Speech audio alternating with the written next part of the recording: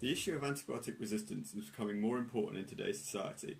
Previously, the use of antibiotics would be effective in eliminating all bacteria, but now resistant strains are becoming more problematic. This is due to overuse and overprescription of antibiotics to patients who are given them for infections that would get better in time without medication. So what is antibiotic resistance? To explain this, the original non-resistant bacteria are shown in green. Traditionally, addition of antibiotics would be effective in eliminating all bacteria, resulting in healthy patients. However, resistance can arise through genetic changes, shown in red, and then be passed on to the non-resistant bacteria.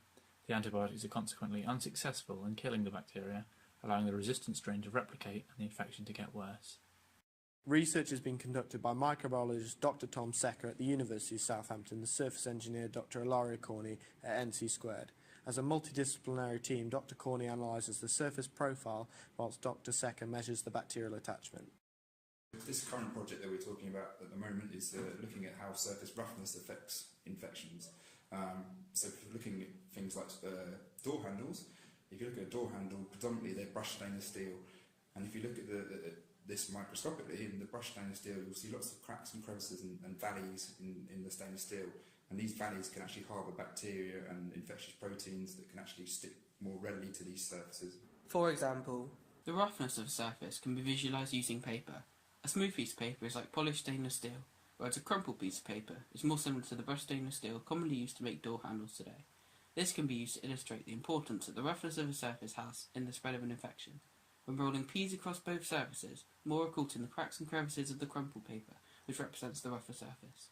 This suitably demonstrates how an irregular and uneven surface can still harbour bacteria even after cleaning. Another area of Dr. Secker and Dr. Corney's research looks into the attachment of infectious proteins into the cracks of rough surfaces of surgical equipment.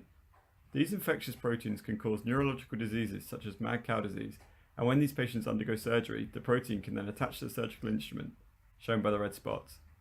After surgery, a sterilisation process removes all the bacteria from the instruments. However, the abnormal proteins become more readily stuck to the surgical instrument during sterilisation. Therefore, when these instruments are used again on an unaffected patient, there is the potential for transmission of this infection through the contaminated equipment.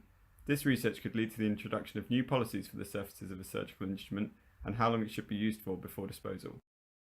In summary, the use of an interdisciplinary approach is advantageous in research as it combines expertise from different areas of science, working together to find a collectively better solution to the problem.